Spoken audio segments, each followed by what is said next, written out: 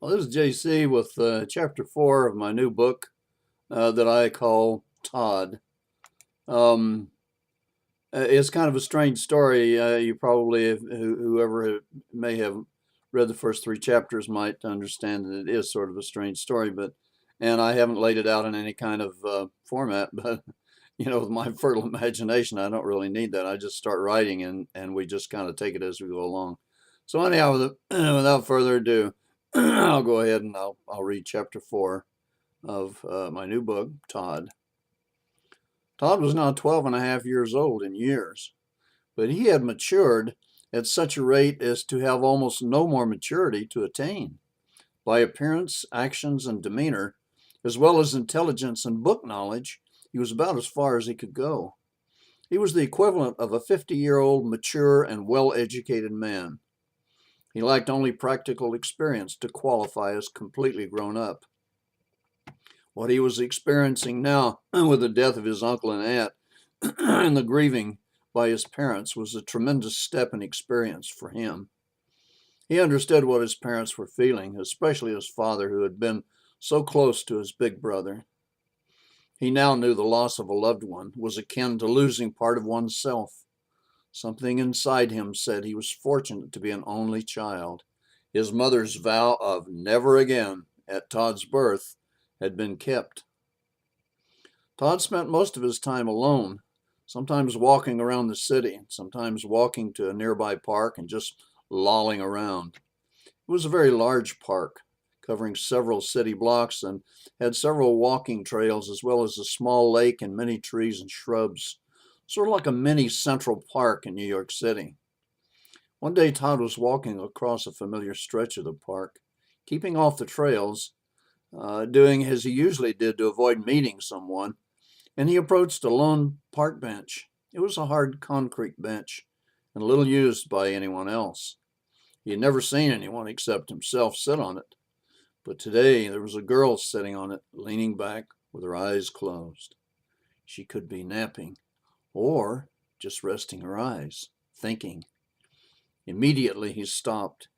He had gotten pretty close before he noticed her, and now he was contemplating turning around and walking away before she could see him. But it was too late. Before he could turn around, he saw her eyes come open. They looked right at him. He thought, what beautiful eyes they are. She gazed at him intently for a brief moment. Then she smiled the most beautiful smile he had ever seen. He felt a quick breath rush into his lungs and felt his face redden with the blush. For a second, he felt confused. He had never blushed before, and the rushing of blood to his face bothered him. He stood very still, not sure what to do. Then the problem was taken out of his hands. With the softest, most delicate voice he had ever heard, the girl said, "Hello," and patting the bench next to her asked, "Would you care to sit? There's plenty of room." Todd's life changed from that instant on. Although Todd felt a bit confused, he was always a gentleman. He nodded his head very briefly and said, "Yes, thank you." Then he walked to the bench and sat at the side of this wonderful girl. The bench wasn't very long, and Todd sat close to her. He imagined he could feel the heat from her body, and it made him feel something he had never felt before. It made him feel what to him was an unusual kind of excitement. Todd knew he should say something now. Tried to start a conversation, but the words weren't there for him. He had seldom felt confused about anything, but then nothing like this had ever happened to him before. His very logical mind tried to tell him that this was nothing about which to be anxious or confused. Meeting someone new to him was a normal part of life. Although he had met very few people in his young life, he had always handled it well with his logical mind, had always been able to say what was expected of him. But this time it was different. This time he was at a total loss as to what to say or do. A thought flashed through his mind. I wonder if I would still be just standing there like a dummy if she hadn't asked me to sit. Gosh, I really need to say something. This is an author's note that I inserted. This is exactly how I felt when I first saw my sweetie, Donnelly Jackson. The first time sitting on a blanket on a small beach at the Stanislaus River on Orange Blossom Road, the weekend of the 4th of July, 1970. She saw I was embarrassed and simply said, "You may as well sit down and get it over with." The next 38 years, 43 now, is now history and many wonderful, wonderful memories. She looked at him, seemingly stoic, staring straight ahead at nothing. "It's okay if you look at me, you know." "Oh, yes, I know. I was just wondering what to say to you. I don't meet many strangers." She chuckled aloud. "Maybe I'm a stranger to you, but you're no stranger to me." Now Todd looked at her. He wanted to reach out and touch her. "Have we met before?" he asked. Now he was totally confused. He put his hand on the bench seat between them as if to assure he wouldn't get too close to her. "No, we haven't. Not formally, anyhow. But I have seen you here in the park many times. I sometimes come here to study, and I usually find a place I won't be disturbed. I was sitting here one day, and I saw you coming this way, so I ducked into the shrubs so you wouldn't see me. It was nothing personal. I just wanted to be alone. You seemed some smaller then, almost like a kid. Then you began to come this way more often, all the time, and I lost my special place where I could be alone to study. It irritated me at first, but I kept hiding and watching you walk by. I don't know why, but you seemed to get bigger, and I started looking forward to seeing you. Then you stopped coming for a couple of months, and when you did come again, you sat on this bench. And the next time, you also sat on this bench. So I decided I wanted my bench back.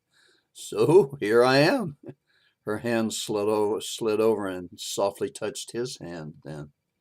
He knew he should move his hand away, but he didn't want to seem rude, so he didn't move it. "So here we are." And her small hand covered his hand. Todd was completely confused now. He wanted his logical mind to tell him exactly what to do now. But it wasn't working as it usually did. It was as if his brain was taking a break and refused to work. Todd realized he had decided there was no way out of this situation, but he couldn't decide what to do now.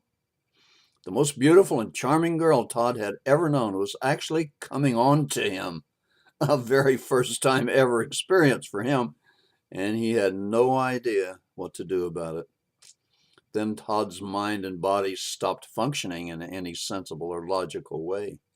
In his brain's frontal lobe, the part which regulates emotions, among other things, kicked itself in gear, and Todd leaned sideways, and taking the girl's chin in his hand, he very gently kissed her lips. Realizing what he had just done, Todd's face turned a bright crimson, only the second time he had ever blushed. He started to stammer some sort of apology, but the girl put her finger to his lips and gently but firmly, pulling his head toward her, kissed him passionately, full on his lips, for one long moment. And Todd took in a breath and held it. He thought he would never breathe again. Then the girl pulled her face away and shut her eyes tightly. Now the kiss was over, and Todd let out his breath and moved his head and shoulders backwards so they rested once again against the back of the hard, cold concrete bench. He had no idea what to do or say next. In the rest of his lifetime, he would never be able to describe the deep passion, the tenderness, the complete bliss he had just experienced. She said, "It was wonderful, 1,000 times better than I had imagined. Did you like it?" Then before he could answer, she said, "You never kissed a girl before, I know. I'm glad I was the first. I hope I'll be the last, the only one you ever kiss. I think I will." A new kind of warmness swept through him.